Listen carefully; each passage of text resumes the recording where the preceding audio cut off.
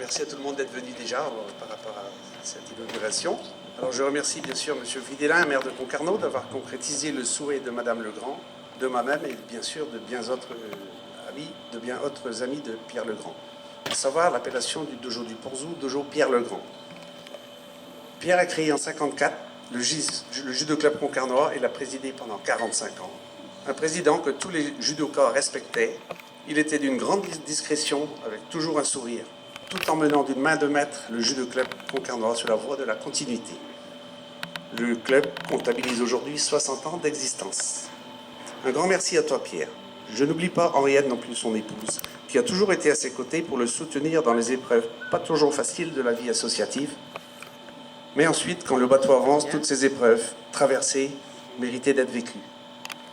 Je tenais aussi à remercier M. Jacques Lachivert, disparu aujourd'hui, et M. Michel Potier, qui furent aux côtés de Pierre au tout début de l'enseignement du judo à Concarnois. Merci pour Pierre.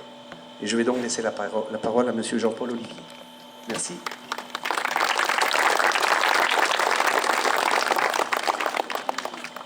C'est bien entendu avec une grande joie, mais aussi avec une profonde émotion que je vais évoquer rapidement la personnalité et la haute personnalité de mon ami Pierre Legrand. Vous savez que, en fait, Pierre Legrand aura eu deux vies. Il aura eu une vie de sportif, et avec cette vie de sportif, il a couvert sa carrière, qui n'est pas une carrière de photographe simple, qui est une grande carrière d'artiste.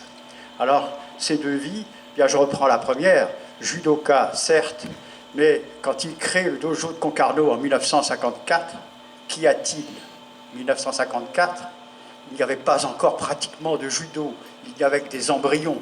Le judo est né ici en France après la guerre, mais à Concarneau en 1954, rendez-vous compte de ce que l'on fait.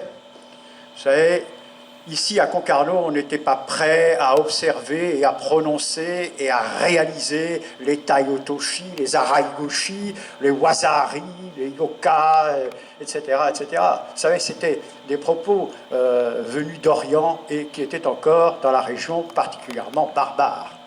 Et puis, Pierre a su fédérer tout cela et c'est ainsi que le dojo a pu progresser.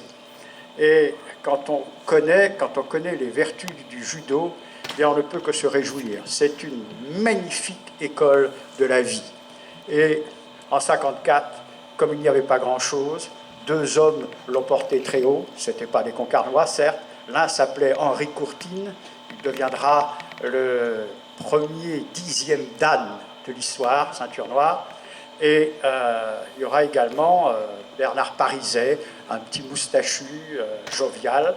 Et ces deux hommes vont un peu porter le judo français, puisque Henri Courtine sera le premier à être sur un podium, 3e des championnats du monde en 1956. Et là, le judo, avec Pierre, avec toute son équipe, va ainsi progresser dans le sillage de ces géants, ces petits géants, peut-être dirons-nous au départ, mais en tout cas, le sport va progresser sous leur férule. Et puis Pierre a mis le sport, son côté moral, dans la balance, puisque sans le vouloir, eh bien, il a toujours eu cette grandeur d'âme qu'on lui a connue, que je lui ai connue, puisque lorsqu'il est devenu, lorsqu'il a eu pignon sur rue à Concarneau, ça n'était pas, comme je l'ai dit, un photographe comme les autres, c'était un portraitiste de grand talent. Il savait positionner les gens, il savait saisir le moment où la photo serait plus belle que belle, serait magnifique. Et dans toute cette magnificence, eh bien, on voyait tout son talent éclore. Et ça, c'est absolument remarquable. Et je suis particulièrement heureux que l'on donne son nom ici au dojo, parce que je crois qu'il le mérite, il était le pionnier. Son nom, désormais, sera inscrit dans la pierre, cette pierre que l'homme a toujours sanctifiée. Merci.